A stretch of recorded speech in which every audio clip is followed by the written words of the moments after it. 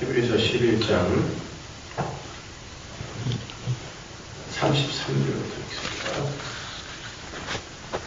그들은 믿음으로 나라들을 이기도 하며 의를 행하기도 하며 약속을 받기도 하며 사자들의 입을 막기도 하며 불의 세력을 멸하기도 하며 칼날을 피하기도 하며 연약한 가운데서 강하게 되기도 하며 전쟁에 용감하게 되어 이방 사람들의 진을 물리치기도 하며 여자들은 자기의 죽은 자들을 부활로 받아들이기도 하며 또 어떤 이들은 더 좋은 부활을 얻고자 하여 심한 고문을 받되 구차히 풀려나기를 원하지 아니하였으며 또 어떤 이들은 조롱과 채찍질 뿐 아니라 결박과 옥에 갇히는 시련도 받았으며 돌로 치는 것과 톱을 켜는 것과 시험과 칼로 죽임을 당하고 양과 염소의 가죽을 입고 유리하여 궁핍과 환난과 학대를 받았으니 이런 사람은 세상이 감당하지 못합니다. 그들이 광야와 산과 동굴과 토굴에 유리하였느니라. 이 사람들은 다 믿음으로 말미암아 증거를 받았으나 약속된 것을 받지 못하였으니 이는 하나님이 우리를 위하여 더 좋은 곳을 예비하셨은즉 우리가 아니면 그들로 온전함을 이루게 하시리라. 인간들에게는 사회성이라는 게 있죠. 사회성이라는 게 뭐냐면 사회 속에서 관계를 맺고 살아가는 인간들이 그 사회 속에서 자기의 흔적을 남기려고 하는 욕구, 욕망 이런 걸 사회성 이렇게 합니다. 그래서 그 사회성이 있는 사람들을 우리는 굉장히 건강하고 건전하고 이런 사람을 우리는 이제 여겨주죠. 사회성이 없다.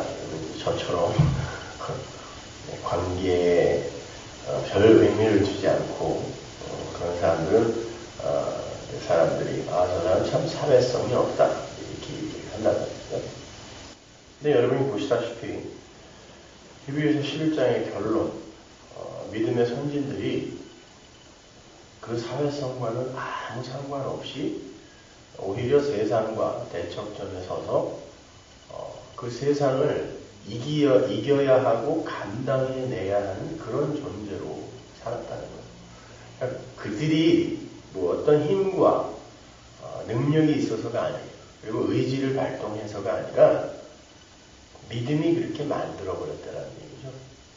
그래서 그들은 부활, 죽은 자를 부활로 받기도 하고 그러니까 그건 좋은 거 아닌가 생각하시겠지만 엘리야 시대 때 사르밧 과부와 엘리사 시대 때 수넴 같은 사람이 부활로 아들들을 다시 돌려받았어요. 거기에만 자꾸 초점을 두시는데 그건 자기의 육적 열매들이 역사 속에서 죽임을 당하는 경험을 하는 걸 이야기하는 거예요. 그리고 이거 아니구나. 그래서 새로운 예수라는 아들로 다시 받는 걸 죽은 자를 부활로 받기도 하고 라는 거예요. 그러니까 그거는 좋은 게 아니에요, 여러분. 여러분이 낳는 역사 속의 산물이 부정당하는 거란 말이에요. 이건 죽어야 되고 그리고 거기에 하나님의 그 생기, 콧김을 가진 하나님의 종들이 그 위에 그대로 엎어져서 하나님의 백성으로 살려내는 십자가를 보여주는 거기 때문에 고난이란 말이에요. 그러면 여기 적혀있는 모든 게 다 고난이에요. 그죠? 나머지는 우리가 이해하기 쉬운 고난들이니까. 왜 하나님은 이런 일을 우리 성도의 인생에 벌이시는 걸까? 왜 성도는 이런 과정을 반드시 통과해야 하는 걸까? 여러분, 아들이 히브리서 1장에 보면은 아들로 하나님이 우리에게 말씀하셨다고 그러죠. 그리고 선지자들이 미리 아들에 대하여 이야기했고 그 아들을 살았다라고 이야기한단 말이에요. 히브리서 1장에서. 그러면 아들로 이야기했다라는 건 뭐냐면 이 아들의 삶, 예수의 삶이 그러니까 예수라는 것은 육적 예수, 그러니까 십자가에서 돌아가시기 십자가에 매달려서 죽기 전에 예수 그리고 다시 살아나신 분이 이제 우리의 그리스도가 되는 거란 말이에요. 그죠? 그러니까 그 아들이 이 세상에 오셔서 살아낸 그 삶, 그것 자체가 바로 성경이 이야기하려고 하는 바이며, 그래서 아들로 말씀하셨다요. 그걸 선지자들이 이야기한 거고, 미리 조금 이야기한 거고, 그 삶이 우리에게 그대로 실제화되어 나타난다는 이야기가 성경의 이야기란 말입니다. 아들로 이야기했어요. 그러면 아들이 어떻게 이야기했어요? 삶으로. 죽었어요. 육으로 온 그 아들이 죽었어요. 그렇게 죽어야 아버지의 능력으로 부활하는 보석으로서의 하나님의 아들이 되는 거거든요. 그러니까 어제도 말씀드렸지만 인간이 자기의 이 존재성이나 주체성을 챙기기 시작하면 그때부터 자기가 선악 판단의 주체가 되어서 그 선악 판단의 그 주체로서의 법을 만들어낸단 말이에요. 왜냐면 내가 선악 판단을 하는 게 옳은 거니까. 그게 곧 법이고 정의이기 때문에 인간들은 반드시 법을 만들어내게 돼 있고 그 법에 의해 심판을 한단 말입니다. 그러니까 죄가 뭔지 의가 뭔지 심판이 뭔지를 지들이 마음대로 정의하는 거예요. 그래서 성령이 새로운 법이 오셔서 아니야 그 법 아니야 노모스 진짜 법이 이제 은혜의 법이 너희들을 다스릴 거야를 가르치는 게 죄에 대하여 의에 대하여 심판에 대하여 다시 정의를 내려주신다. 이게 책망하다라는 말입니다. 그걸 보혜사 성령이 하신다는 거잖아요. 그죠? 그러니까 우리는 근데 오늘날 우리가 그 교회에서 성경을 이렇게 명령과 규례로만 보게 되면은 전부 죄에 대하여 의에 대하여 심판에 대하여 곡해한단 말이에요. 그러니까 성령 못 받은 가짜 교회가 너무 많은 거예요. 그죠? 그러니까 이걸 성경을 전부 법으로만 이해하고 법으로만 해석을 해서 그걸 소위 개혁주의라 이름을 붙여서 엉터리 개혁주의를 가르치는 거예요. 개혁이라는 건 리폼이라고 해서 원래 폼으로 돌아가자. 믿음, 은혜, 성경, 하나님의 영광 이리로 돌아가자가 개혁이란 말이에요. 리폼, 원래 성경으로 돌아가자. 그런데 그걸 이야기하면 왜 사람들에게 방종을 조장하냐면 천만의 말씀입니다. 어떻게 방종이라는 게 무슨 어디서 그런 소리가 나와요? 여러분 모든 인간의 인생이라는 건 길을 따라 흐르는 물 같은 거예요. 그걸 굳이 예정이라고 한다면 그렇게 이야기해도 좋아요. 그걸 숙명이라고 바꾸시면 안 돼요. 그 대신에 그러니까 예수라는 길이 있고 또 다른 자라는 길이 있어요. 근데 이 예수라는 길을 따라 물이 흐르게 되면 반드시 그 바다 낮은 곳으로 흐르죠. 물은 항상 거꾸로 흘러가는 물 보셨어요? 물은 항상 어떤 법에 의해 이게 하나님의 믿음의 능력이라고 보자는 말이에요. 은혜의 왕노릇이라고 보자는 말이죠. 어떤 힘에 의해 만유인력이죠. 아래로 내려가게 돼 있어요. 그리고 반드시 길을 따라 흘러요. 물이 길을 개척하지 않아요. 물이 길을 따라 흐르는데 그 길에 어떤 방해물이 놓여 있어도 이 물은 그걸 제거하거나 피해갈 수 있는 방법이 없어요. 그 길이 주는 그런 방해물이나 그 어떤 것에 그냥 순응하면 이건 길이 나를 인도하는 과정에서 반드시 나에게 필요한 거니까 이게 있는 거야 라고 순응하면서 가는 걸 순종이라 그래요.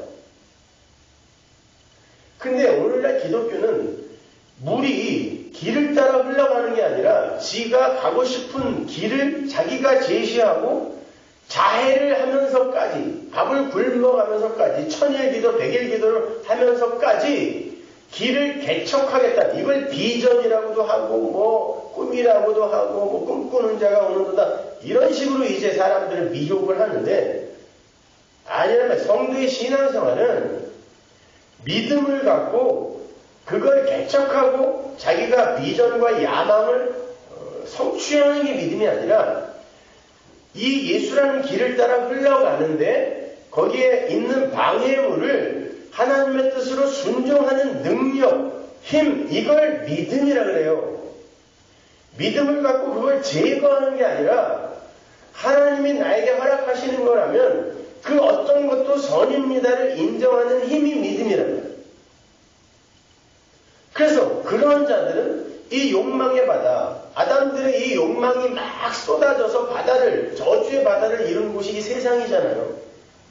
여기에서 그들은 믿음이 그 길로 끌고 가는 그 과정 속에서 이들을 그렇게 자꾸 부인시키고 부정시키고 해체해 나가기 때문에 이 욕망의 바다와 다른 세계관과 가치관을 조금씩 갖게 되는 거고, 그들이 세상이 감당치 못한다고 합니다. 내 믿음으로 세상을 이기리라. 내 목에다가 칼을 들이대고 너 예수 믿을래 안 믿을래? 난 믿을 거야. 이걸 세상이 감당치 못하는 게 아니라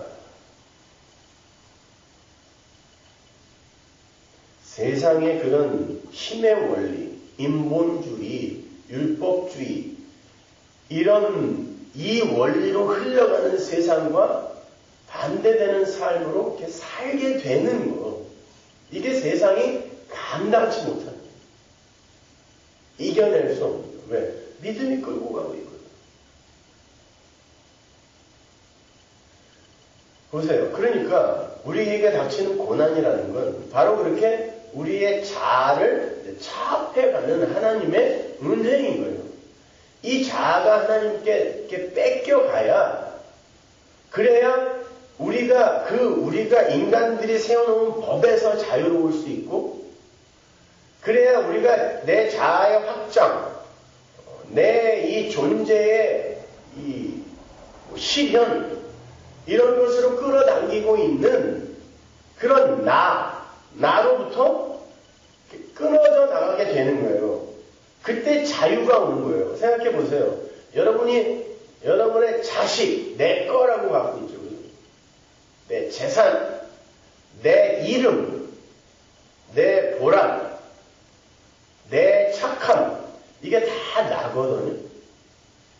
근데 이걸 내가 내 걸로 끌어안고 있으면 내 이름이 혹시 훼손될까봐 늘 불안하고, 혹시 그렇게 되면 원망이 나오고 불평이 나오고, 내 자식이 내 거, 나의 존재의 확장으로 있으면 얘가 잘 되지 않으면 힘들고 창피하고, 잘 되면 기쁘고 행복하고, 이게 근데 다 짐이란 말이에요.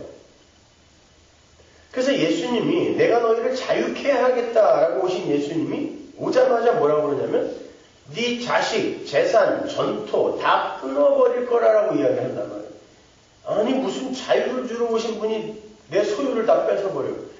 그때 진짜 자유가 온다는 것을 예수님이 말씀해 주시는 거예요. 그 길로 끌고 가는 거예요. 그러니까 내가 부정되고 내가 이렇게 하나님 앞에 이렇게 차압을 당하고, 나라는 존재가 하나님의 은혜 안으로, 그 긍휼이라는 하나님의 자궁 안으로 이렇게 함몰되어 들어가는 과정이 우리에게는 아프죠. 내가 낳은 자손이, 열매가 하나님에 의해 살해당하는 거잖아요. 그리고는 예수라는 아들로 다시 받는 게 인생이기 때문에 그걸 세상에 볼 때 고난으로 이렇게 감지를 하는 거란 말입니다. 그래서 이렇게 믿음의 선진들의 결론을 고난으로 결론 짓고 있는 거예요. 그러니까 힘든 게 맞는 거예요. 왜냐면 여러분이 육신을 갖고 있기 때문에. 그러나 이제 하나님으로부터 이 새로운 육신을 받게 될 때, 새로운 몸을 받게 될 때는 그렇게 뺏기는 게 진짜 행복이고 복이었구나를 우리가 이제 깨달아 알게 되는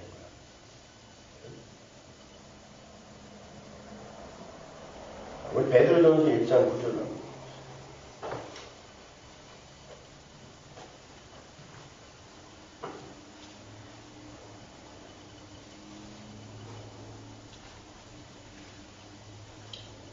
믿음의 결국 곧 영혼의 구원을 받으리라. 믿음의 목적이 뭐라고요? 믿음이 왜 왔어요? 이 역사 속에. 왜 뚫고 들어왔어요? 인생 속에. 구원이에요. 영혼의 구원. 그죠? 성경이 이야기하는 거잖아요. 믿음의 목적은 영혼의 구원이다.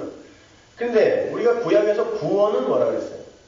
애굽, 바벨론, 갈대아 여기에서 이렇게 뽑아내는 걸 구원이라고 했죠.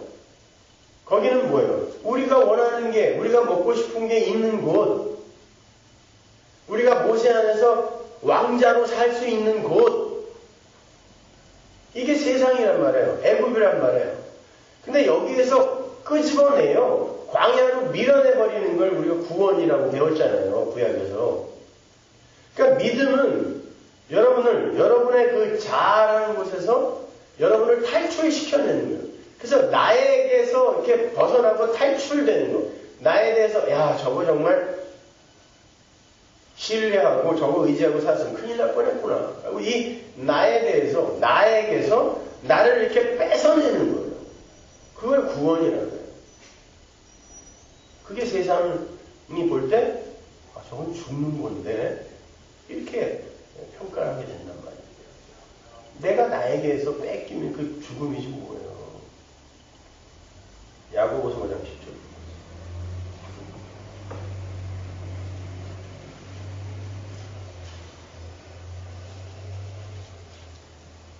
형제들아, 주의 이름으로 말하는 선지자들을 고난과 오래 참음의 본으로 삼으라.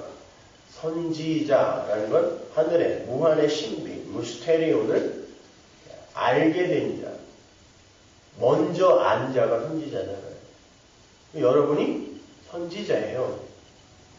알았단 말이에요. 아들에 대해서 알았단 말이에요. 네? 복음을 알았단 말이에요. 그 선지자는 어떻게 산다?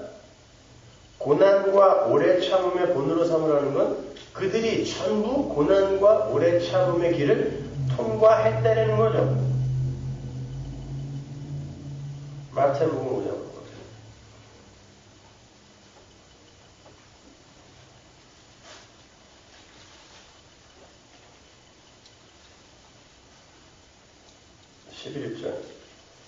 나로 말미암아 너희를 욕하고 박해하고 거짓으로 너희를 거슬러 모든 악한 말을 할 때에는 너희에게 복이 있나니 기뻐하고 즐거워라. 하늘에서 너희 상이 큼이라. 큰 상은 항상 영생이에요.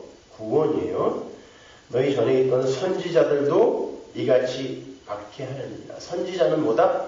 하나님으로부터 계시를 전달받은 자라고 했어요. 여러분이 복음을 알아듣는 여러분 이야기합니다. 그럼 이거는 필연이죠, 그죠? 자기의 몸, 자아를 차압당하는 그 과정을 고난이라고 한다면 그 고난의 과정을 통과해야 하는 건 모든 성도의 필연적 길인 거예요. 길. 그래서 그 길을 통과하면서 이게 맞는 거야 라고 이게 그 예수라는 길을 통과하는데 너무 장애물이 많아요. 가시로 막히고 당으로 막히고 철장이 수시로 날라들고 그런데 그 길이 바다로 가는 영생으로 가는 구원으로 가는 믿음의 길이라는 걸 우리가 알기 때문에 그냥 순종하는 거예요. 거기에. 그래서 고난이 오는 거예요. 우리에게. 이겨내요. 참으라. 아니 그렇게 이길 수밖에 없다. 그렇게 고난을 맞닥뜨리며 갈 수밖에 없다라고 오는 거예요. 호세아서 6장으로 가보세요.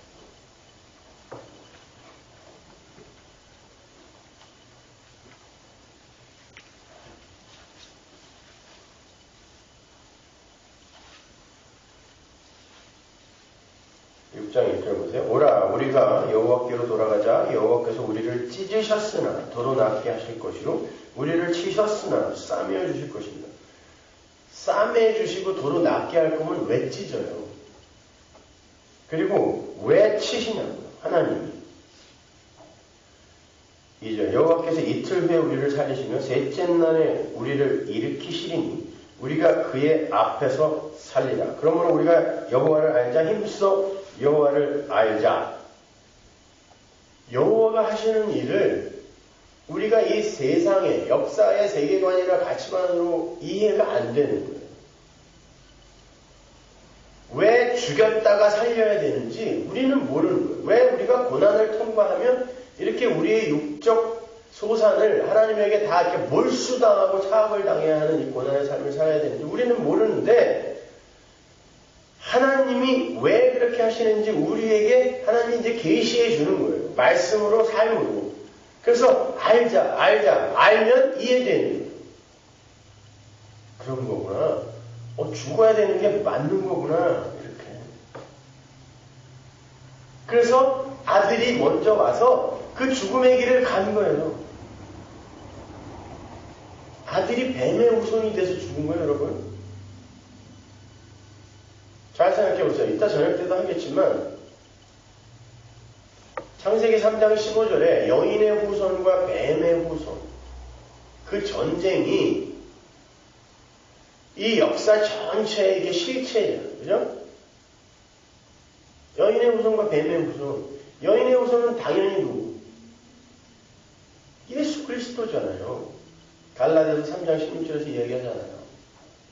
그 후손, 아브라함과 이삭과 야곱, 믿음의 선진들에게 약속된 후손, 제라는 복수, 여럿이 아니라 하나인데 그리스도다. 그러죠?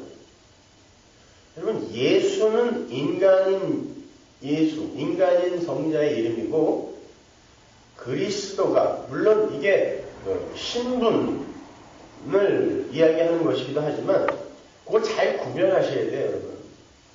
부활하셔서 우리의 구원자가 되시는 그리스도의 영, 성령, 우리와 하나가 되어 연합이 될 수 있는 그분이 그리스도고, 예수는 죽어야 할 옛성전이란 말이에요. 그래서 예수님이 나를 죽여라, 옛성전을 부수어라. 당연히 그들이 부술 거 아셨어요. 부수어라. 3일 만에 살아난다. 그러는 거예요. 그게 새 성전이에요. 예수님은 멸망의 아들로 죽으시는 거예요. 누가 멸망의 아들이었어요? 성경에 보면 데살로니가서에도 나오고 또 예수님이 하신 말씀 속에서도 나오죠. 멸망의 자식, 멸망의 아들, 뱀의 후손이라는 뜻이에요. 누구예요? 유다잖아요. 근데 데살로니가서로 가면 그 멸망의 자식이 어디서 나온다고 그래요? 교회에서 나온다 그래요.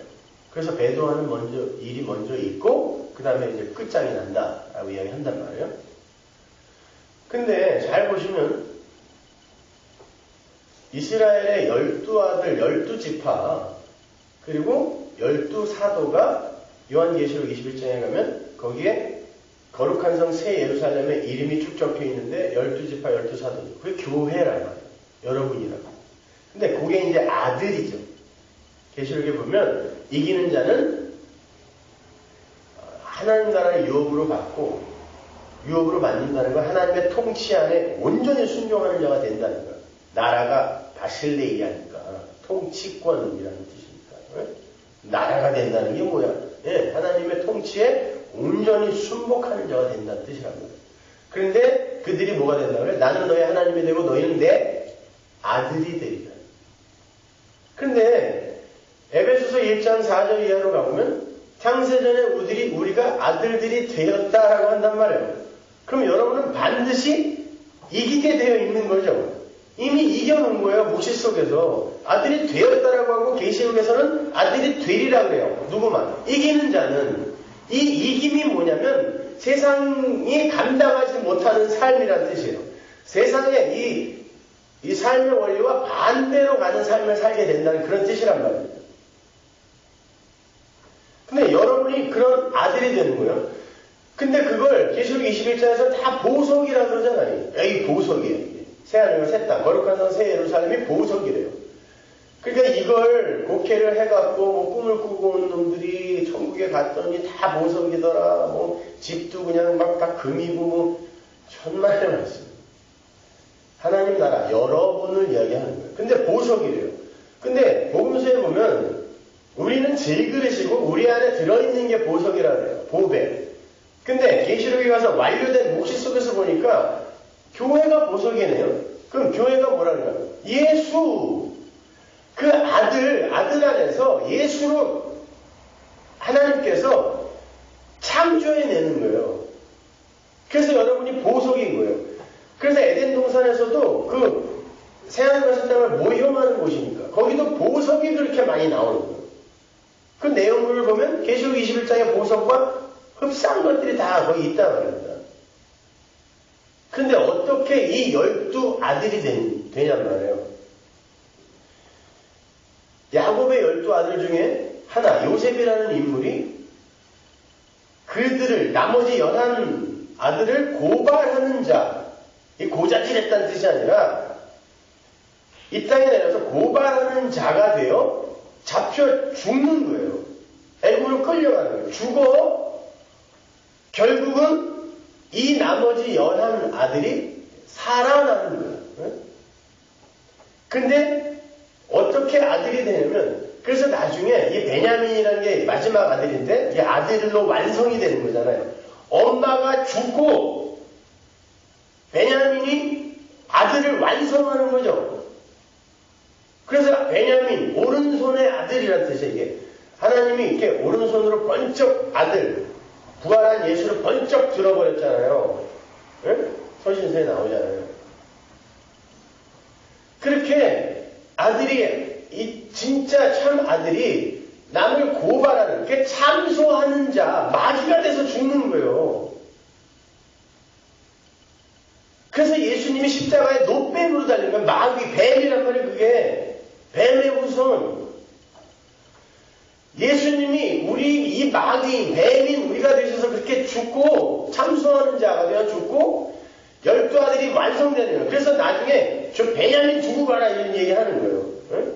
아들로 완성이 되는 그 과정을 설명하기 위해서.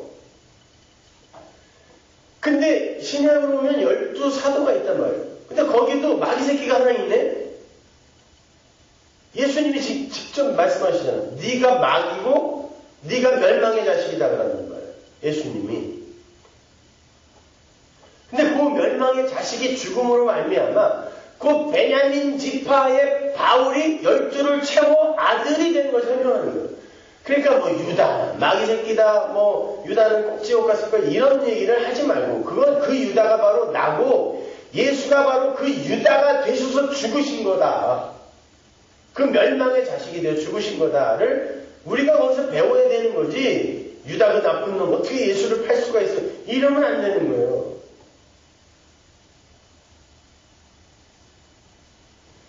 그렇게 해서 우리가 아들이 되는 거예요.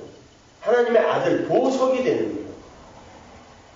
질그릇이 깨져버리는 거라니까요. 그게 여러분의 인생이에요. 그래서 고난이라니까요. 질그릇이 깨져야 그 안에 있는 보배가 드러나죠. 예수가 드러나죠.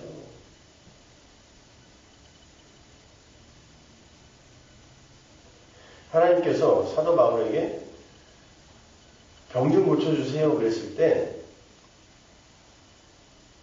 하나님은 뭐라 그랬다 그래요?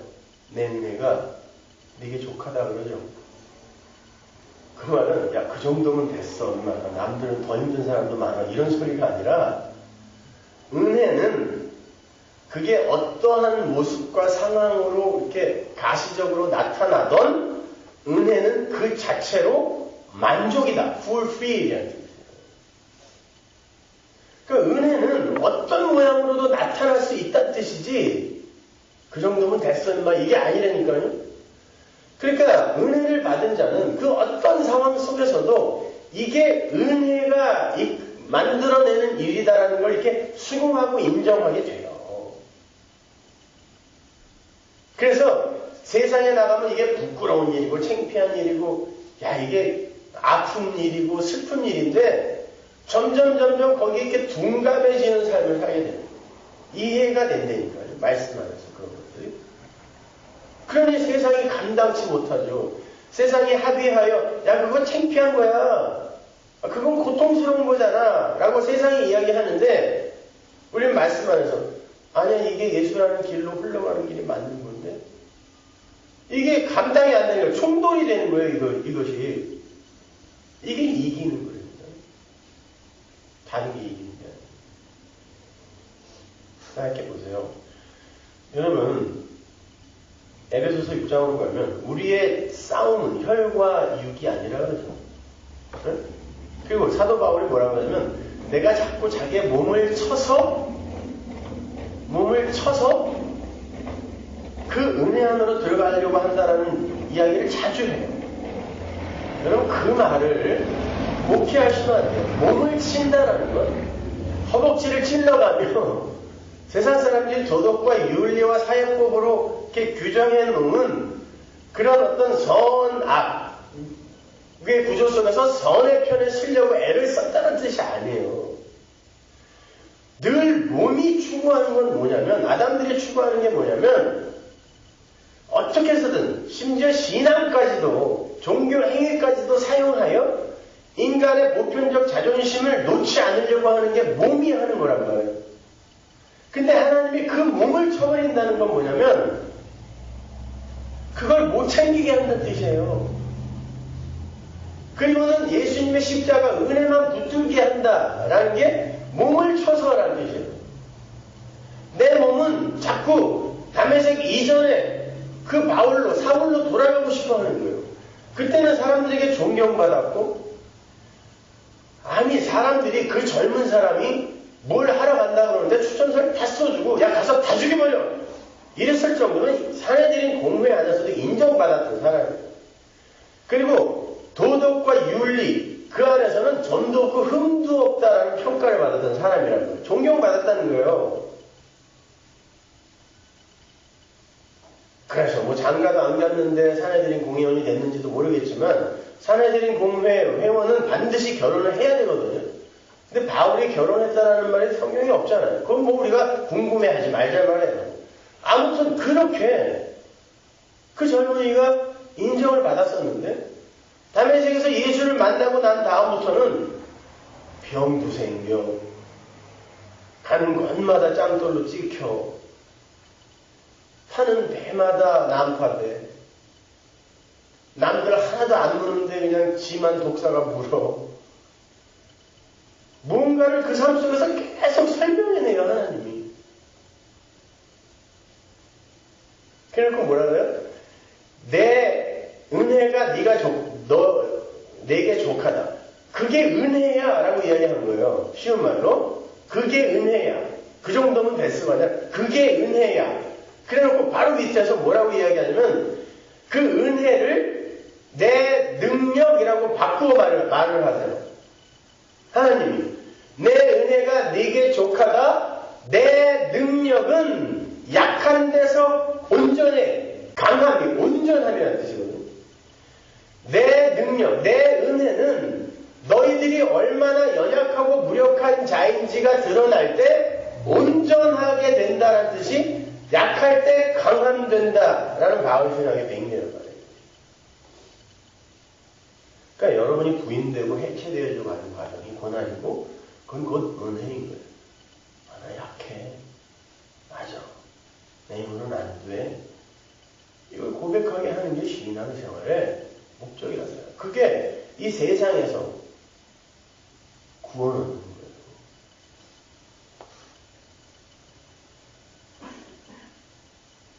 그래서 우리의 싸움은 혈과 육이 아니요 하늘에 있는 악한 영들과 뭐 정사와 권세와 이게 다 뭐예요? 이게 우리 안에 있는 마귀성이에요. 그러니까 우리의 몸은 자꾸 인간의 그 하나님 앞에서 인간의 그 있음의 흉내 이걸 자꾸 내려고 하는데 육체는 혈과 육 그러니까 자꾸 그냥 어떻게 해서든지 사람들한테 착하게 보이려고 그러고 신앙생활 잘하는 사람처럼 보이려고 그러고 이게 이런 거예요. 그래놓고 나는 싸우고 있어요 그러잖아요. 그게 혈과 육의 싸움이에요. 그러면 하늘에 있는 악한 영들에 대한 싸움은 뭐겠어요? 바로 그게 하나님의 백성답게 사는 거야 라고 하는 그 마귀성. 여러분 마귀가 뭐를 가리려고 하겠어요? 마귀가 예수가 성취하고 완성해낸 그걸 가리려고 하겠죠. 그게 뭐예요? 십자가 피 은혜란 말이에요. 그러면 마귀가 예수를 믿겠다고 하는 사람들에게 찾아와서 어떤 걸 시킬까요? 그냥 네 맘대로 가라. 그냥 맨날 술 처먹고 그냥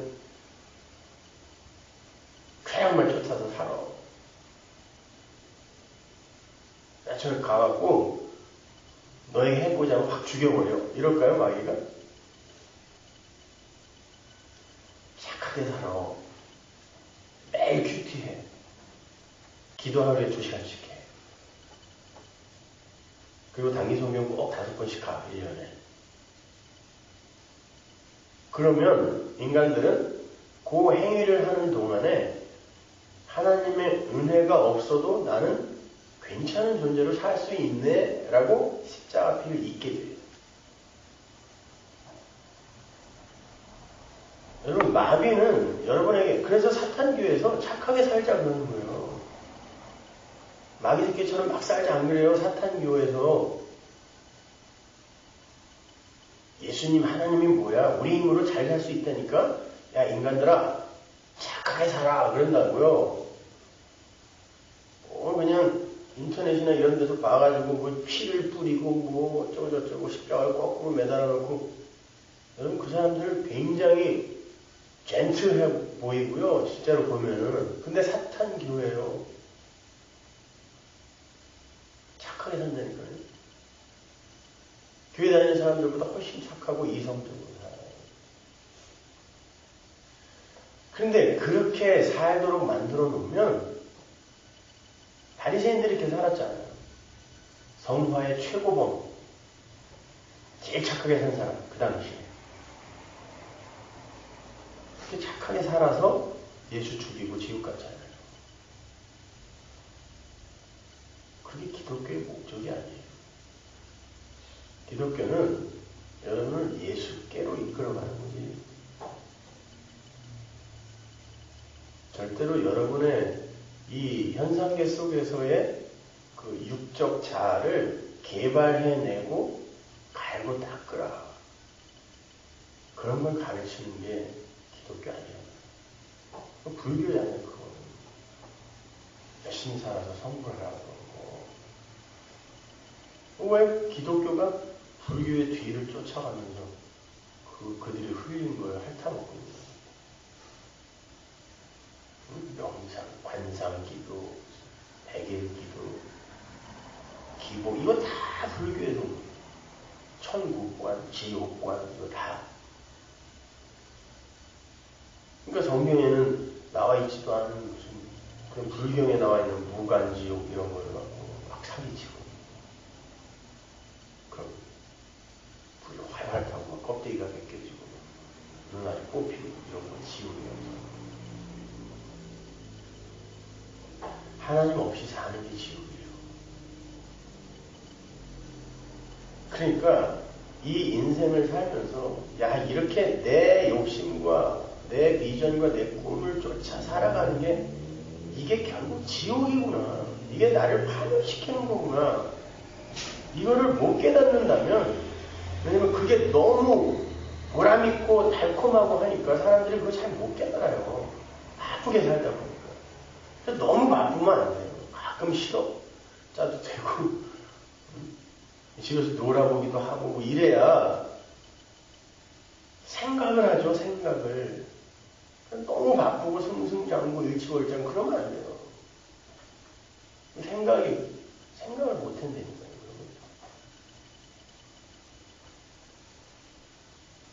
가만히 생각해 보세요. 도대체 왜 내가 예수를 믿어야 되는 거예요? 그리고 그들은 왜 이렇게 계속해서 역사를 흐르는 성도라는 사람들의 삶이 왜 이렇게 고난으로 전철되어야만 하는 건지 잘 생각해 보라는 거예요. 모든 건 예수가 시작하시고 예수가 완료하셨다는 거. 그 앞에서 우리는 하나님의 창조의 능력 앞에서 없음으로 존재하는 게 맞았다는 걸 잘 배우시면 됩니다. 그걸 인정하는 게 말씀을 받는 거예요, 그게. 다른 거 없어요. 왜 성경을 자꾸 국민학교 도덕책 수준으로 끌어내려고 하고. 착하게 사세요. 뭐 어떻게 하세요. 성경이 어디 그런 이야기만 하고 있냐고요. 그렇지 않단 말이에요. 여인의 우선 예수 그리스도가 이 땅에 오셔서 뱀의 후손을 죽여버리고, 그래서 예수님이 뱀의 후손이 돼서 죽고, 그 여인이 예수라는 후손, 아들을 낳게, 모든 건 예수군요, 이렇게 만드는 걸 신앙생활이라고 해요. 그러니까 뱀의 후손, 여인의 후손 다 예수예요. 나가서 뭐 딴 거랑 싸우려고 하지 마세요. 나가서 그냥 그런 거랑 싸우기 위해서 무슨 믿음을 뭐 장풍이나 뭐 이런 능력으로 하나님 주시옵소서 그러면 안 돼. 그러니까 지안에 있는 마귀랑 싸우라 그랬더니 폴로 신학교에서 그 테리토리얼 스피릿이 뭐니, 말도 안 되는 그 교수들 있죠. 비로 외근을 비롯해서. 무슨 테리토리얼 스피릿이 어디서 지안에 있는 게 제일 악한 마귀인데, 워싱턴에는 무슨 뭐 정치 마귀, LA에는 무슨 뭐 음란의 마귀, 그게 다 이렇게 나라를 나누어 갖고 있다 그래. 그럼 나가서 기도로 싸워야 된다. 지안에 다 있는데. 아이고, 이 수준이니 뭐. 그러니 나가서 그 뭐가 어디 있는지도 모르고 그냥 뭐 싸워야 된다니까. 그거 얘기해준 목사 지도 뭔지도 모르고 하여튼 그냥 관념과 추상으로 이렇게 신앙이라는 게 둥둥 떠 있는 거예요. 아니면 말고, 마시면 괜찮고. 이렇게.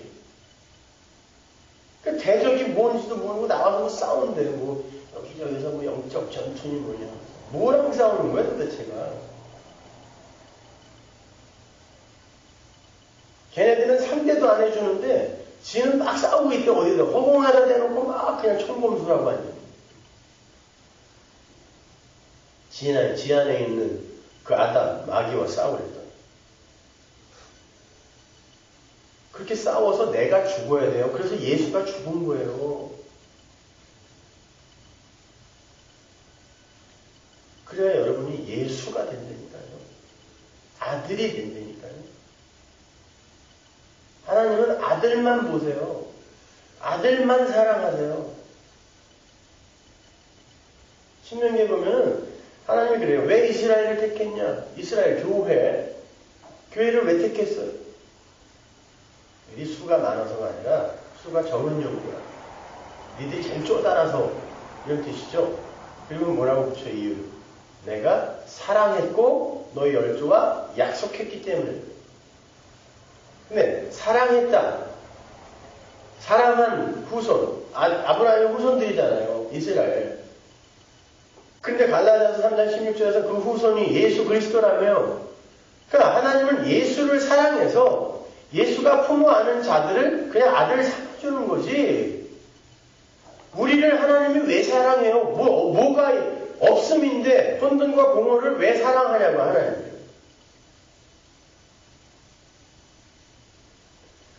아니에요. 우리 안에 있는 아들을 사랑하고 그 아들을 품고 있는 이 육은 하나님이 미워하는 거예요. 그래서 그걸 죽여야 사랑하는 아들이 되어 내 새끼들이 되는 거예요. 그게 나라란 말이에요. 근데 입만 열면 당신은 사랑받기 위해 태어난 사람이에요. 당신은 살해되기 위해 태어난 사람이에요. 하나님에 의해. 사랑받기 위해 태어난 게 아니라.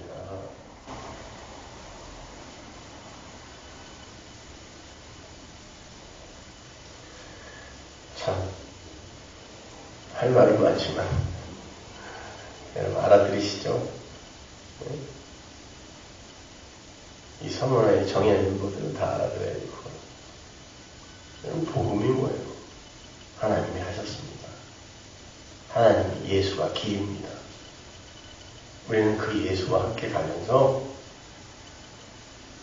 어떤 환경과 어떤 사건에 봉착하더라도 그건 다 영생, 구원을 선물 받기 위한 것이므로 하나님 괜찮습니다. 순종합니다. 그 자리로 가면 돼요. 열심히 그냥 살아있으세요. 하나님이 여러분의 삶에 그런 복음의 말씀을 가시적인 것들을 이렇게 그려내실 때 당황하거나 생경히 하지 마시고 이게 맞는 거구나 하시면 기도하겠습니다. 하나님 은혜를 감사합니다. 아버지 하나님, 저희들은 그렇게 하나님의 창조의 능력, 은혜, 믿음이 이렇게 이끌려가야 하는 자들이지 그런 것들을 발휘하거나 하나님께 뭔가를 보답할 수 있는 그런 존재가 아닙니다. 하나님의 영광이 우리에게 부어져서 그것이 흘러넘칠 때 우리에게서 하나님의 영광이 드러나는 거고, 그래서 하나님은 그걸 보면서 네가 나에게 영광을 돌렸다 말씀하시는 거고, 하나님의 기도가 우리 안에 흘러넘쳐 하나님의 그 뜻이 우리의 기도로 차고 넘치는 것을 하나님은 네가 나에게 기도하였다 라고 하시고, 하나님의 아들을 우리에게 충만히 부으셔서 그 아들이 우리의 입과 삶을 통하여 나올 때 네가 나를 사랑한다 말씀하신다 하셨습니다. 하나님, 거기에 우리가 우리의 자격과 우리의 됨됨이와 또 우리의 발전과 성숙을 논할 수 있는 틈이 어디 있습니까? 하나님의 영광, 그 하나님의 은혜, 그 하나님의 사랑, 그것만이 우리의 삶 속에서 오롯이 증거되게 하시고, 우리는 이렇게 우리의 믿음의 선진들이 갔던 그 길, 고난의 길, 자기 부인의 길, 해체당하는 길 열심히 갈 수 있게 도와주옵소서. 예수님의 이름으로